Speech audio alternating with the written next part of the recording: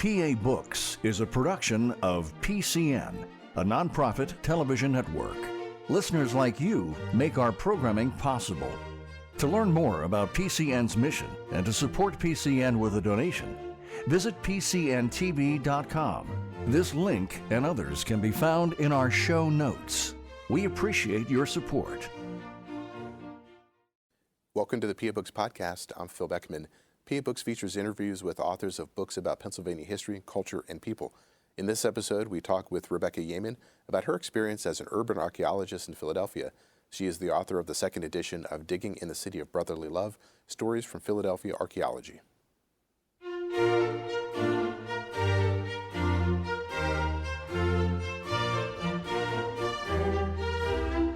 This week on PA Books, Rebecca Yamin, author of Digging in the City of Brotherly Love, second edition. Rebecca Yamin is the author of the second edition of Digging in the City of Brotherly Love, Stories from Philadelphia Archaeology. Rebecca, why did you choose to become an archaeologist? Wow, that's quite an opening question. I became an anthropologist, basically beginning in the end of high school.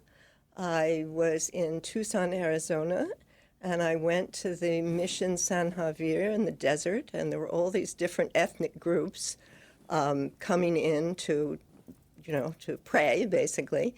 And I got very interested in all the different kinds of people that we all live among. And when I went to college, I took anthropology, and I majored in anthropology. And anthropology, of course, in those days, and I think in these days too, is made up of 4 different fields: archaeology and linguistics and physical anthropology and cultural anthropology. And I became most infatuated with archaeology. And of course, it wasn't the kind of archaeology I do now. It was the archaeology of Mesoamerica, and I had these, my professor was the guy who was digging Tikal and Guatemala, and it was all very, very exciting. And I just, I like puzzles, I like being outdoors, I like the physicality of it, I like that it's physical and intellectual, and it's really fun. Really fun. And I like getting dirty. After you graduated, what was your first job as an archaeologist? Oh, my goodness. First job as an archaeologist. Well, we do all these little jobs where we get hired to just dig shovel tests every 50 feet or every 100 feet because people are putting in a pipeline or something like that. So I had many of those little jobs. I would say that the first real job as an archaeologist was at the Rutgers Archaeological Survey Office, and that was attached to Rutgers University, and their first big project was a project that I worked on for 25 years. So when we started, it was a big pipeline that was going in the road at the intersection of Landing Lane and River Road, which is right across from where Rutgers University is, right in the midst of going back and forth from one part of the university to the other.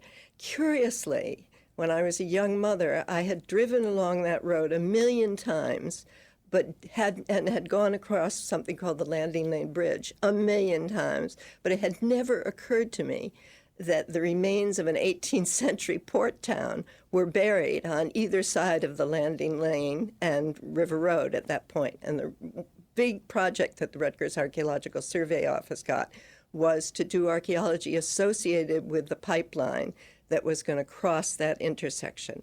And I had a major role in that project, and it really introduced me to very systematic, well-planned, well-recorded, seriously interpreted archaeology. Was there a big transition going from Mesoamerican archaeology to urban archaeology in cities like Philadelphia and New York? The transition was getting married and having 2 children and getting divorced and still having the 2 children. So I didn't go to do Mesoamerican archaeology. And doing archaeology, it was not disappointing, because doing archaeology is not just, or at least from my perspective, is not just collecting artifacts. So the fact that I don't collect artifacts that are, the Mesoamerican ones, doesn't matter to me. It's digging through the layers and figuring out what they mean and correlating relating the artifactual finds to the people who probably left the artifacts there. And it's been very rewarding. It has not been disappointing at all. So it was not, since I didn't really do Mesoamerican archaeology, I just studied it in the classroom. So the difference was not very big. I mean, I was getting to actually dig in the dirt and figure stuff out. So it was, it's always been, it's very unboring. It's, to be an archaeologist. People say to me, I wanted to be an archaeologist, and then they grew up, and of course they decided to do something that made money. I, grew up and still doing archaeology. Well, I'm not still doing it right this minute, but I did it for a long time. Now, in reading your book, you seem to have spent a lot of time excavating privies. Why were privies so significant? Absolutely. Imagine that you noticed that. In urban situations, they're all that's left. And the reason that they're all that's left is often the backyards, as you saw from my book, the backyards of 18th century houses are destroyed by 19th century buildings with deep basements. So the deep basements destroy the old surface that was behind the house, and they destroy the tops of the wells and the privies and the cisterns, but often they don't get to the very bottom. And so what we're really looking at is what's under those old basement floors, what's left of the privies that were in those old backyards, and the stuff that is buried in the privy. And happily, the stuff in the privy, what we call night soil, and you know what that is, of course, human waste, is sticky and dense and thick.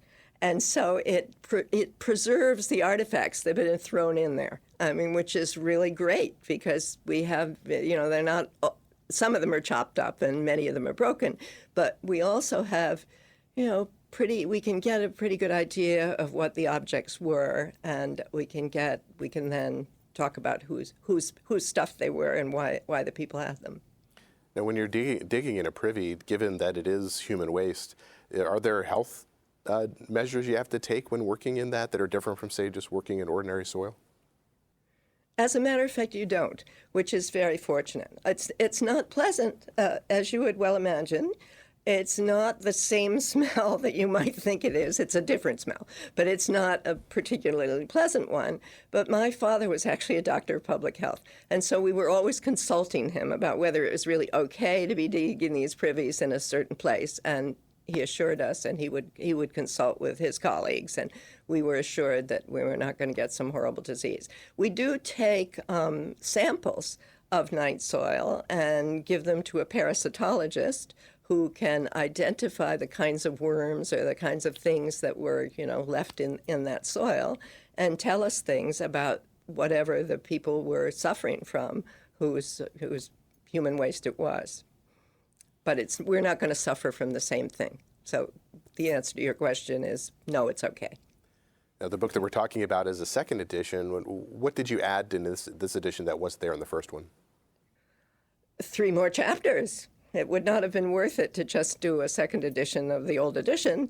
The whole reason that, a lot of urban archaeology goes on, and these are huge projects, and they're very expensive projects, and they take a huge amount of labor and a lot, intense analysis. So, it's a shame not to be able to communicate the results of those huge projects to the public, because we do them with public money. It's compliance to federal law, and I'd like to be able to give the public back what our findings have been. So since I published the original edition in 2008, a lot of important projects have happened. So I did 3 chapters on projects that have happened in that period that I thought were significant enough and different enough from each other that they should be communicated, that it should be part of the record of the archaeology that's been done in Philadelphia. Now, Philadelphia has, from its origins, been a port town, and you write extensively about some of the waterfront excavations that have gone on. What should people know about what's different from the waterfront the way it was, say, in the late 1600s versus what they would see now if they were walking down in that area? You'd be on Delaware Avenue. You wouldn't be able to walk down in that area. Isn't that a great site, the West Shipyard site? What an exciting project that was, because We knew from the work that had been done in the 1980s that there were remains buried in the parking lot, which had been a Hertz rental car parking lot. So it's called the Hertz Project. And they had found that fabulous slipway, which really dates to about, I guess, 1800. I can't even remember exactly. Anyway, they had found that. So then when there was pending construction on this particular lot, the old Hertz parking lot, more of it needed to be explored. And we had known from the maps that a very early shipyard that belonged to James West had been there before even William Penn came, even before the founding of Philadelphia. So it was amazing. So we just dug a few trenches to find out if anything was remaining there. And lo and behold, below all sorts of rubble that belonged to 19th century buildings that had been taken down. But way down, I don't remember exactly, 3.5 feet below the surface, maybe a little more than that, because it was all, we had to pump the water out and it was deep. Anyway, there were timbers. There were timbers that seemed to be part of a structure, and subsequently more has been uncovered, and they made a kind of grillage. In other words, they were crossed each other and made a platform on which ships could have been repaired. I was in the field the first day that we had gotten down to that level, and I'm on the screens. And, we take all the dirt out of the holes, and then we put them in the screens so that we can get all the dirt away from whatever the artifacts are that are in the dirt. And we were finding all these sort of wood chips and pieces of little tools, and I thought, I didn't think. I thought, wow, I don't know what I'm looking for. And then suddenly it occurred to me, well, this is what we were looking for. This is evidence of working on ships. There were these trennels, which are kind of, what are those things called? Anyway, they hold the timbers together. And they're amazing. And there were woodworking tools. And so we were finding the debris left from working on ships in the late 1600s in Philadelphia before William Penn arrived. So, it was pretty cool. Subsequently, that was the company I was working for, which was John Milner Associates. We did that initial testing. Subsequently, AECOM, which is a big engineering company with a major cultural resource division, has done much more work there because now the construction on the block is really being planned. And so they have found more evidence of the early shipyard, and they found evidence of the mid-18th century shipyard. It's absolutely terrific. It's terrific. So it's different than what you see, obviously, what you see along the Delaware now. These piers were wooden platforms, basically. It's very different, very different. Now, when interstate highways are built, are there specific requirements for archaeological excavations prior to that process? Absolutely. Yes. The National Historic Preservation Act, Section 106 of the National Historic Preservation Act requires that if federal money is being spent, and federal highway money certainly, either on permitting or construction, or, if that's being spent, then you have to worry about the cultural resources. So you have to hire an archaeological firm to determine whether the new highway is going to go through an area that potentially has buried remains of something of significance from the past. So now I'm using a bunch of technical words that you don't know are technical because they're just regular old words. But significant, we have to figure out if it's significant, if it has integrity, in other words, if it hasn't been, the things that might be buried there haven't been so disturbed that they won't be meaningful if we dig them up. And the things that might be buried there are significant enough historically to think about. So to do all that evaluating, you have to go through specific procedures. You have to first do the documentary research, then you have to do some kind of ground testing if you think there could be something there. In an urban situation, that's complicated because often the things that are buried under many feet of modern fill or, building destruction remains. So you have to get under that stuff. So you have to work alongside big machines. It's one of the fun things about doing archaeology, because you have to work with people who have different skills than we do. So we have skills to, use our little trowels and scrape the dirt and look at the colors of the layers that we're uncovering and all that stuff. But these guys driving the machine, they have huge machines, and yet they're very skilled. And so when we say we're looking for walls that are still intact, that are under this fill, could you please go very slowly and remove the fill, and if you hit any walls, don't destroy them.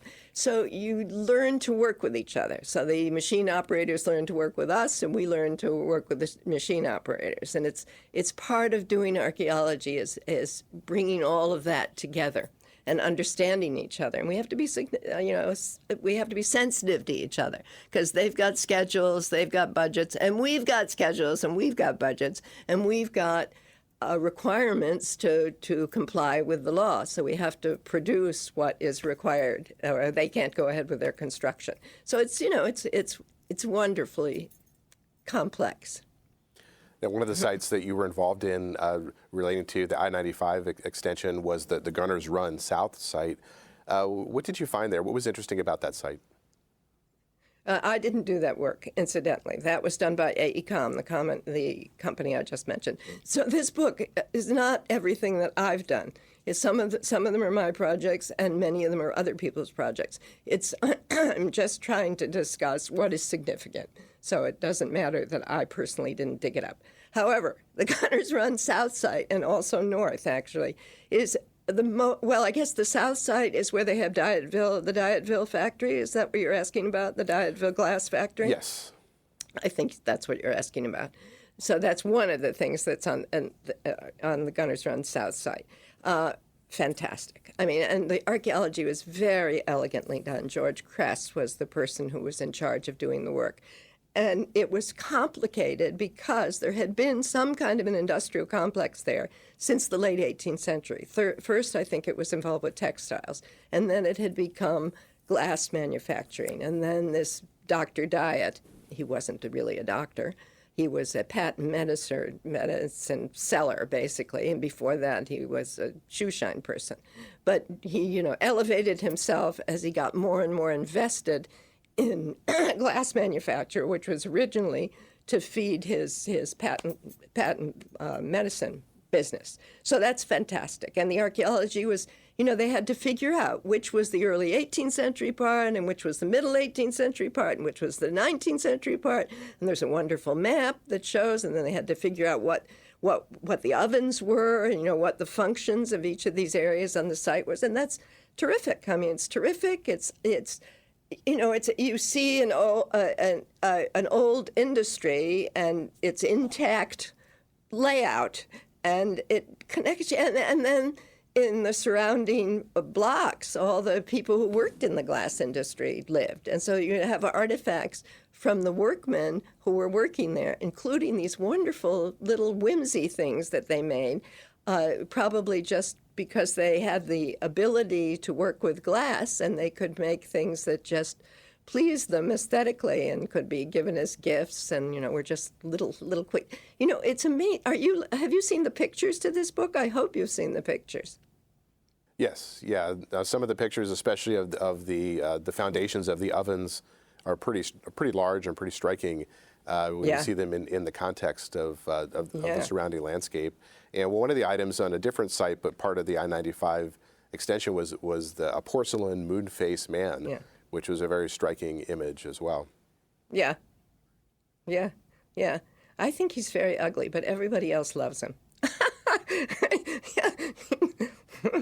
Right. He's used a lot because he's such he's such a whole artifact that it's useful not to just have a broken old pot, but to have a moon-faced man. Do you like him? Do you like it? How it looks? Yes, I do find him kind of interesting. And it came from a German household. Yeah. Now, one of the features of urban archaeology that you write about in the book is finding burial grounds. And how do you approach those? Is there once human remains are found, are there legal procedures that have to be followed? Not necessarily legal, but obviously you have to know what you're doing if you're going to excavate burials. I personally do not excavate burials. The project I talk about in one of the new chapters is an amazingly dramatic project because it was found in the process of construction on a site that was not publicly funded. So they were not required to do archaeology. So suddenly, and that was at 2nd and Arch Street in Philadelphia. So somebody's walking by and they notice that human bones are being flipped up by a backhoe that's working on this site. And so they reported it. And as you know, there was this great article in the newspaper that said, "Old bones found, nobody's in charge." So nobody wanted to take responsibility. Nobody wanted to think about it because excavating burials, as your question reflects, is very complicated, and it's slow and expensive and, unpleasant to one who isn't, if you're worried about disturbing somebody who was supposed to rest in peace, you would be sort of disturbed by this. And especially disturbing when a backhoe is flipping up the bones and just going to destroy evidence of the whole thing. So what's amazing about that burial ground at 2nd and Arch is that it was a very early burial ground associated with the Baptist church, with an early Baptist church. There seem to be many, many burials there. The first, and it's all been done without any money. See, usually when we do these projects that are complying with the federal laws, the money is part of the project. So there is money delegated for cultural resources, and so the person who, that they're building, whoever's doing the developing, has to incorporate that money. So it has to pay for the archaeology to be done. In this case, because no archaeology was required, there was no money. However, people, for instance, this Kimberly Moran, who's at Rutgers Camden, she heard about the project. I guess there was something probably on television, on the news, and she realized, wow, this is too significant to just let go. And so she introduced herself into it, as did somebody who was at the Mutter Museum, Anna Doty. And so the two of them really pressed the developer to recognize that this was too significant not to do something about. And so they did the initial excavation of 78 burials, which was, they removed the burials from the site so that they could be excavated out of the dirt somewhere safe and slower, because it's a slow process. You have to use little tiny tools. It's not like digging with the big backhoes. So they took 78 burials out free. They were just all the labor was free. They were volunteering because they saw how important it was. And then they got the College of New Jersey involved, and then they got the College of New Jersey. Somebody gave some amount of money to at least transport those initial 78 burials to a place where they could really excavate them slowly. And then more stuff started turning up, hundreds. And so now I think totally it's either 300 or 400, I can't remember, it's in the book. Then they did have to come up with it. The developer had to come up with some money. And of course now the developer is proud that they came up with the money. The interesting thing is often, certainly when we worked on the Museum of the American Revolution site, the guy who was in the field managing, the budget and the time and doing all the stuff he had to do, did not like us very much when we started the project. But in the end, he wanted a copy of the archaeological report because he came to recognize how significant the site was that he was building his building on. So, it's often a process of bringing the people the non-archaeological people into an understanding of why we bother with this and why it takes time and why it costs money and what it's worth, which is knowing about the past.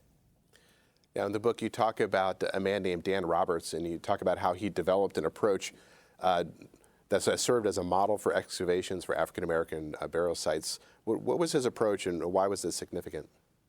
Well, it wasn't that it was the digging. It was the involving the community, involving the descendant community. Yeah, he and Dick Tyler, who was the head of the Historical Commission at the time, they recognized when they ran into the First African Baptist Church, there were two cemeteries belonging to the First African Baptist Church, they recognized that you couldn't just, or they felt that you couldn't just do the archaeology apart from the people who were still attached to that church and who might care that their ancestors were being dug up. So this has happened in many communities. A big controversial burial ground in New York, and there was one in Dallas. It's a big issue. And Dan and Dick were the first ones, I hope I'm not claiming inaccurately, there's certainly to really think, all right, we have to invite, in first place, we have to show them what we're doing. So we have to build a platform so people can see what we're doing. We're not doing it secretly. And they can see where the bones are being taken. And that the community, the descendant community, can be involved and ask, well, what's interesting? What should we spend money thinking about? What questions do you want answered? What do you want us to do with these bones after we're done analyzing them? So that's what Dan Roberts, Dan Roberts was my boss at John Milner Associates. He was the head of the Cultural Resource Division. And he was very proud of this work. I mean, I'm sure he considered it his most important work. And it was very important because it has influenced everybody since. Everybody knows that you have to pay attention to the descendant community.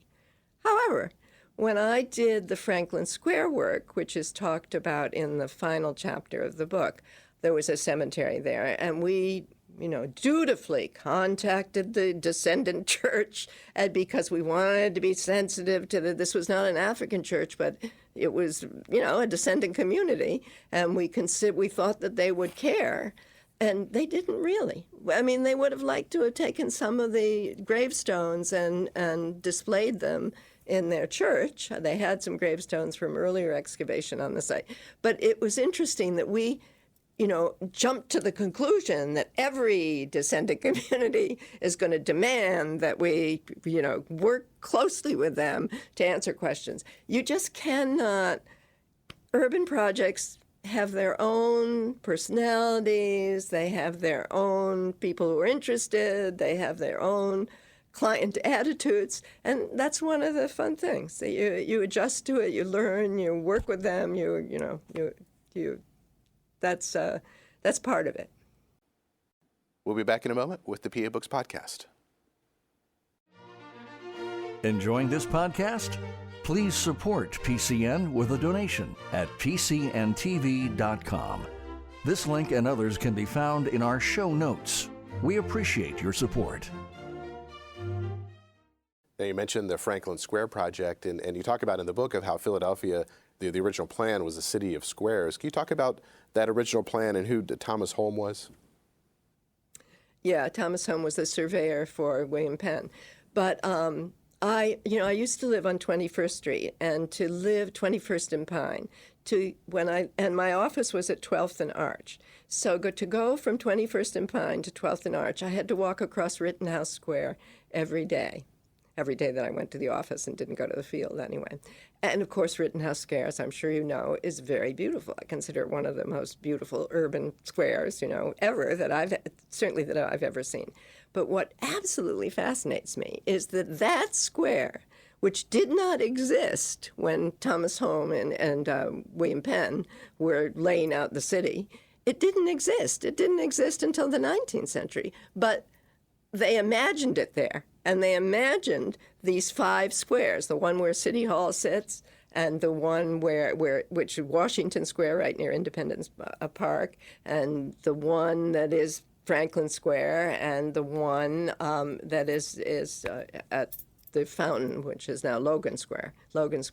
So they imagined the city with these 4 squares, and by God, the city still has them. They haven't all been covered up. They've been used for different things, and Logan Square is now a circle. It isn't a square, etc. But Rittenhouse Square is right there. It's just like it's on the 1682 map. I mean, and so is Franklin Square. It's right, and so is Washington Square. And of course, Washington Square has burials under it. And Franklin Square, as you know, has burials under it. Rittenhouse Square does not, but there were burials also at Logan Square. It's very interesting that burial grounds and burials are close to where people live. So the reason that we're running into all these burial grounds now that there's more and more development in urban places is that people buried, their loved ones or the people who have died in the war or died of smallpox, they buried them within the community. They didn't, banish them to outside the community. They buried them inside the community. So that's why we run into them under the squares and, in various other places, under parking lots. And it's just, there are a lot of burials in the city, and they're still there. The ones in Washington Square are still there, and the ones in Franklin Square are still there. They're under the little golf course, the miniature golf course. That really amazes me. That, the church didn't seem to mind that those burials were going to be left underneath the miniature golf course. But you just don't know who's going to be sensitive to what. Now, one of the major features in Philadelphia is the Independence National Historical Park.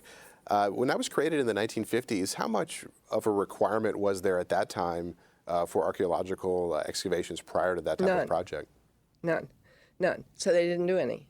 I mean, they did a little collecting, but they didn't do controlled archaeological investigations when they were, there were some controlled excavations inside the area that became the park, but it was nothing like what we had to do when they redid the mall beginning in 1999. I mean, those were extensive excavations that were required by the regulations that are now in place.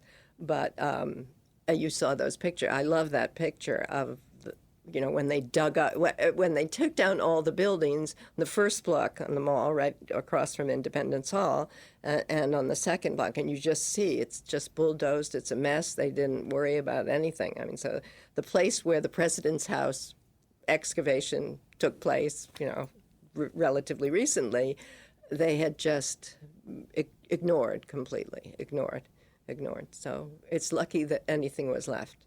But there was a lot left because, as I said, underneath these 19th century buildings were, floors that protected what was beneath.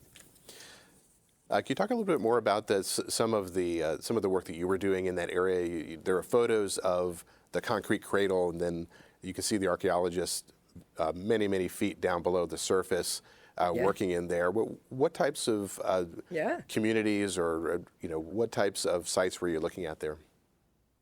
Well, that was my first big project in Philadelphia because I had previously been working on a huge project in New York. So that was a very exciting project for me. And the cradle is what held up the landscape of the park that was then considered very deteriorated and virtually dangerous, and they needed to upgrade in a serious way. And so the area where they were going to build what is now the Independence Visitor Center is the area that we could investigate. One of my favorite, the whole purpose of these investigations is not to find stuff. It's to find people and to find their stories, to find how people were living in these different periods in Philadelphia and contributions they made. So my favorite find on that particular block, of course, is William Simmons. And William Simmons we dug his privy, and one of those pictures you see is me and somebody else in the privy below the concrete cradle. So it's above our head, right? And then we're down in this privy. And we kept turning, and it was very cold. It was right before Christmas. And we kept turning up bottles. So we thought, oh, God, maybe this is a tavern site. Because you don't know. I mean, even though we've done historical research, we don't quite know where we are in the ground. When we're in the field, we can't definitely know, oh, yeah, this is where William Simmons lived. We don't know that yet. So we're excavating all these liquor bottles and various other things that we excavated there. And then subsequently we found out that this was where William Simmons lived in the 1790s. And he was the chief clerk in the some office of the Department of Treasury. So he worked for Alexander Hamilton, which is pretty fantastic in the 1790s. And his office actually is enclosed in a little brick thing right next to the First Bank. And of course, there were those articles this week in the paper about how the First Bank is going to be a museum about the Treasury. And, we'll certainly have Alexander Hamilton will be a big player. Anyway, so William Simmons was an accountant. And so he was doing the work. So, we always talk about the founding fathers and how important they were, and they wrote all those important documents that we all revere. But here's Simmons, he's doing the numbers. I mean, he's doing the what kind of work. And he's more like the rest of us. He's not a famous man. He's a man who's just doing his job.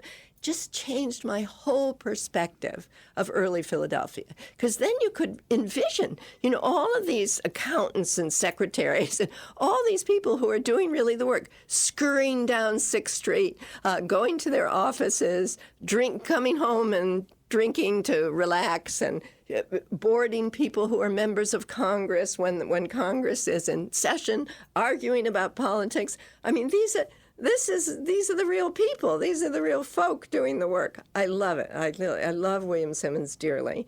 And it was very coincidental that I was in the library one day and I was looking at Alexander Hamilton's papers, and I don't really, they're all published. There are many volumes.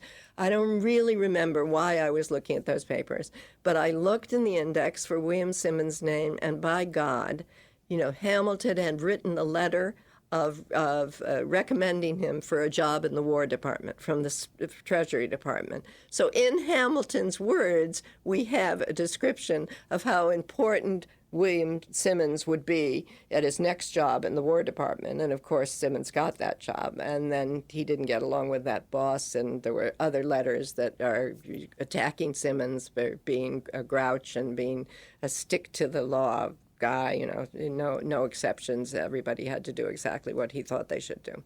So that's the thing about historical archaeology. So you start with the privy and the night soil and the broken artifacts. You get them out of the ground. You date the layer of soil from which they came. You look at the documents like the directories and the census records and the deeds and every document you can probably possibly find. You figure out whose stuff came from that particular layer, who they were, and hopefully what their job was. So we find, William Simmons is associated with all those wine bottles and a lot of pipe stems, and so that you can picture him using these things, but it leads you to a much broader context. So imagine it led me to, I somehow got something from Alexander Hamilton's papers that connected to this guy whose privy we had dug underneath the cradle of the old park. So it's just, and that happens many times, where you just start with the stuff connected to the people and then put it in the context of where we are historically. And it leads you to different questions than historians ask, and it leads you to different insights than, strict historians have. Now, to follow on with that, not everybody is written about in the history books, and different groups of people are not as covered as well there. But when you're doing these digs, you're finding artifacts from people's lives. Well, as you've explored some of these communities in Philadelphia, what have you found about, say, the role of women in the communities, or the way that their lives were in the 18th and 19th centuries? Well, of course, my favorite woman is Mary Humphreys from the Museum of the American Revolution. I assume you're going to talk about that chapter, or that you want to talk a little bit about that chapter. So, for instance, Mrs. Humphreys was running an illegal tavern on a back alley. So that is amazing. So she's married to a cutler who wants to get out of the cutlery business. He made screws, and we found an ad where he's selling his screw-making machine, and they're moving to the block, to Carter's Alley, which crosses the block where the Museum of the American Revolution now stands. And so we found, here is again an example of, you start with the stuff. So the guy who was analyzing the glass from the privy that we dug on the property where Mary and her husband lived, said to me he thinks there's a tavern there. Again, it's the tavern. We always conclude that you have a tavern if you have a lot of wine bottles, a lot of liquor bottles. And I said, absolutely not, Alex. I know who lived there, and there was not a tavern there. And so he says to me, there was a tavern there. I've got 100 bottles, this, that, and the other thing. So we look for, you had to have a license to run a tavern. So the guy who was doing documentary research on the project and me went to different libraries, written different repositories so that we could find the tavern licenses. And of course, we couldn't find a tavern license. But Todd, who was the other person doing research, found where Mary Humphreys was arrested for running an illegal tavern, basically, and she was punished. She was driven through the street out of shame, I guess, to shame her.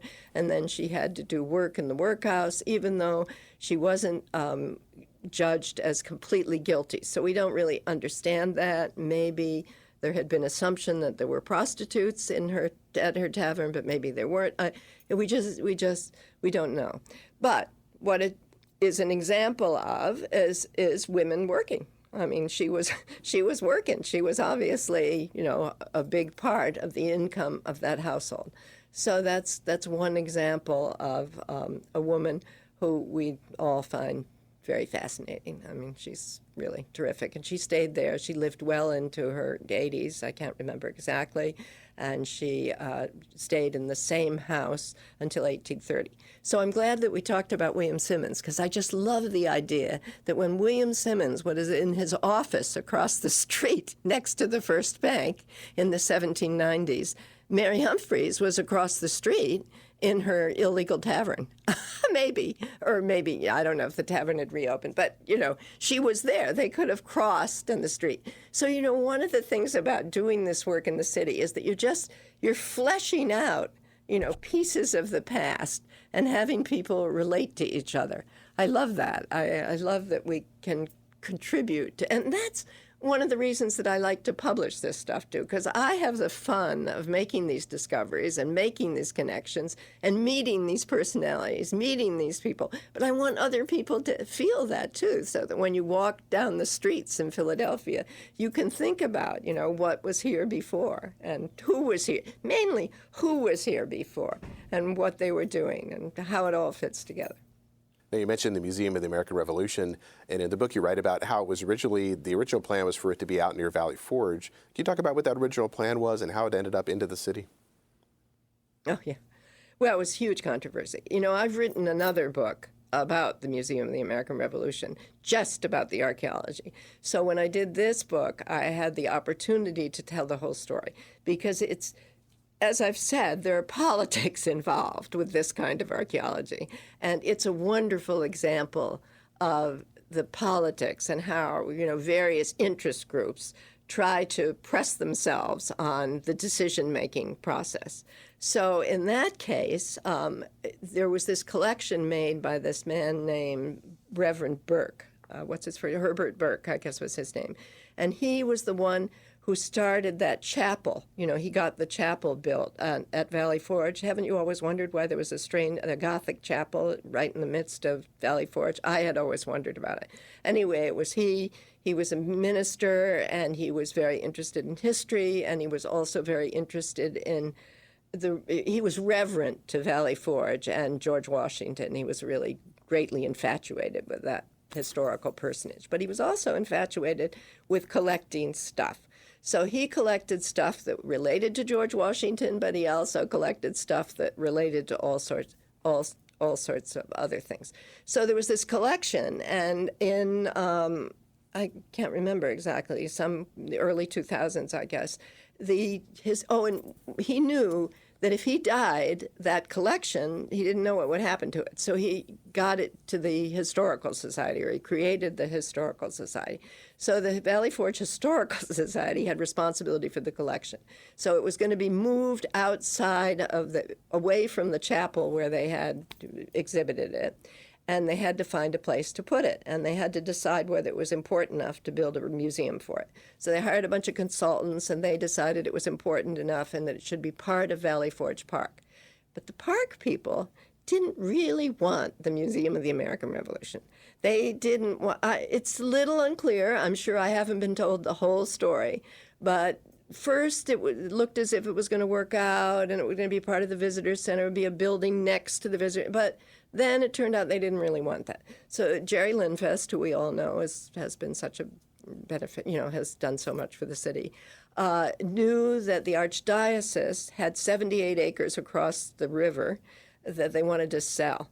And so he decided that he would help the museum. They would buy the 78 acres and be able to build a wonderful museum. And Robert Stern, the famous archaeologist, or his office, designed a wonderful building that was going to do justice, and it was going to have George Washington's tent, one of the major artifacts that Burke had collected, and it was going to be terrific. However, the Park Service really didn't want that either. So they hired us to do a bunch of archaeology, through which we found nothing, and do a bunch of research, and there was nothing really that should have been considered, would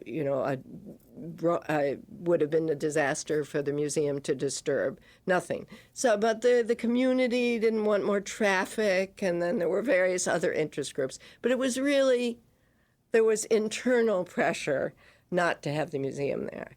So Rendell and Lenfest, were walking around Philadelphia one day, and they were on 3rd Street, and they saw the visitor center there that had been built in 1976 for the bicentennial, and they thought a better use for that piece of property would be a museum to house this wonderful artifact collection. And that is really what happened. But they had to trade the 78 acres that they had bought in Valley Forge for the museum site, which belonged to the National Park Service. The National Park Service said, okay, if you get this piece of land right here in the heart of the oldest part of Philadelphia, you have to do serious archaeology. And that's how we got to do the archaeology. And it was wonderful archaeology. Another site that you talk about in the book is the Eastern State Penitentiary. Why were archaeologists brought in there to explore? Willie Sutton, don't you love it? Because they were using, I don't know how well you know the site, but they had to find uses for this site so it wouldn't become a commercial thing. And, they made it into this fascinating interpretive center. I mean, it's just terrific. They've done wonderful things there. So in this case, they knew Willie Sutton, the famous bank robber, had been imprisoned there. And there had been a prison escape in 1945. So they decided to use that prison escape as a focus for, getting people interested. And so they're going to celebrate the anniversary of the prison escape, which seemed to be associated with Willie Sutton, the famous bank robber. So they hired us to determine whether there was any, and the prison escape was through a tunnel that had been dug out of somebody's cell. And, the tunnel is amazing. It crossed under the prison yard and then dipped down and crossed under that phenomenal wall on the outside of the Eastern State Penitentiary. And so it was a great event. So we had to determine whether that tunnel was still intact, and we used ground-penetrating radar to figure out where the tunnel had been. And so we had that. We had the location, and then we had to dig into that location to see if there was anything left in the tunnel. So it was such a fun project. I mean, really fun. Because first, we dug down and there was nothing, and then we finally found it, and then we used a sewer camera. We got people who had a sewer camera you put it down into the hole, because they use it in sewer projects to see whether there are any, things that are blockages or whatever they are. And that could see, and it finally saw the arch in the tunnel and how it was being held up, and little evidence of the electricity that they'd gotten in the tunnel. So Clarence Kleindienst, it was in his cell that the tunnel had been dug. He had hidden the excavation behind a laundry basket, and he had done it at night over a year. And he had a roommate who helped him, and one of them would go down into the hole at night, and they would put a phony body in the bed so that if the guard went by, he would see two people in the bed, but actually just one person was really down in the hole. It's phenomenal, phenomenal. They were not even digging through intact ground. They were digging through fill that had been put on the site before they built the prison. So it was, absolutely phenomenal. So Kleindienst never knew in his lifetime how dangerous what he had done was. But doesn't it fascinate you? It certainly fascinates me that we admire criminals when they escape, because it's so clever. It's not so great that they were criminals, but when they can get out and be so inventive and courageous, daring and amazing. Absolutely amazing that these guys did this, and only one of them got away permanently, and it wasn't Clarence Kleindienst. In terms of Willie Sutton, he really had nothing to do with the project, except when they all went out in the morning after the tunnel was finished, he, latched on to the group. But if you read his autobiography, he has several, he claims that he directed the digging of the tunnel. He directed the people. Completely, he was obviously quite a liar.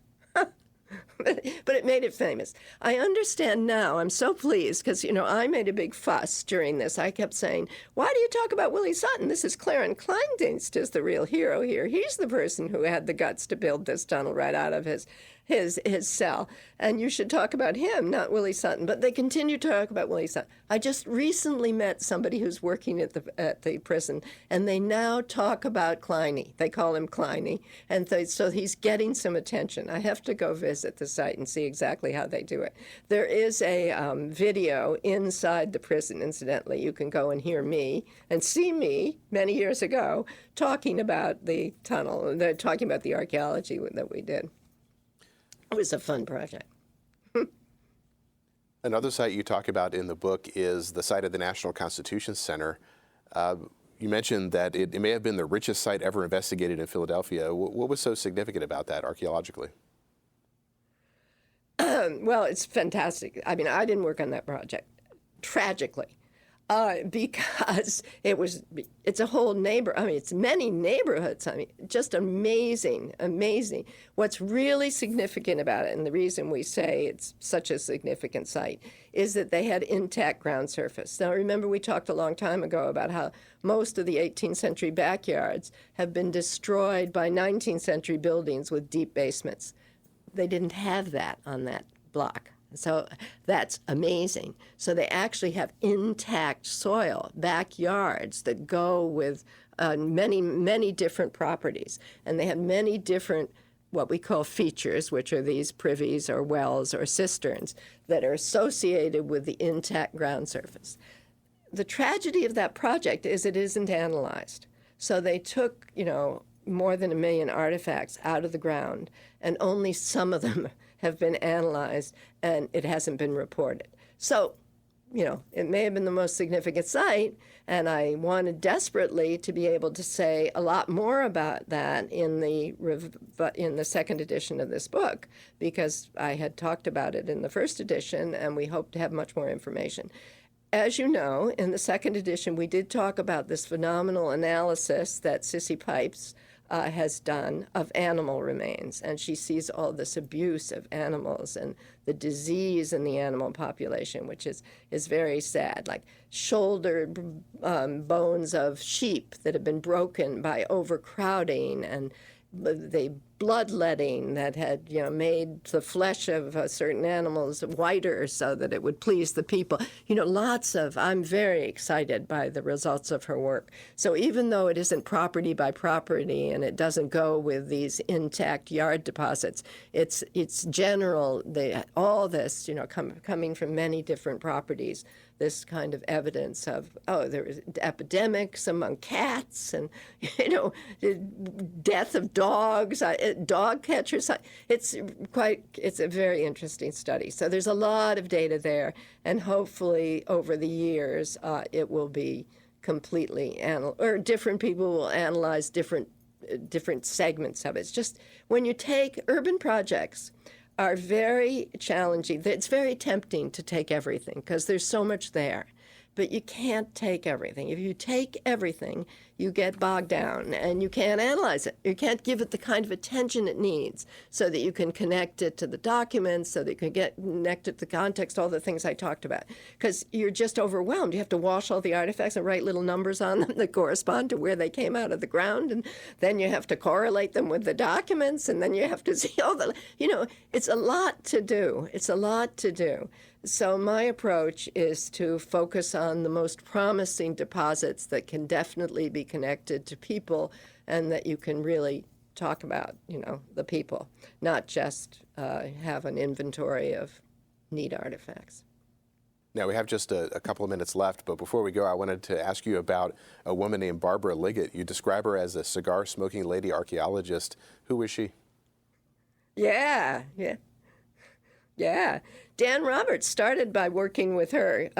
Dan Roberts, my boss, the one who did the first African Baptist Church, he worked at Franklin Court, and where she was the director of the original excavations at Franklin Court. She did a lot of work in the city.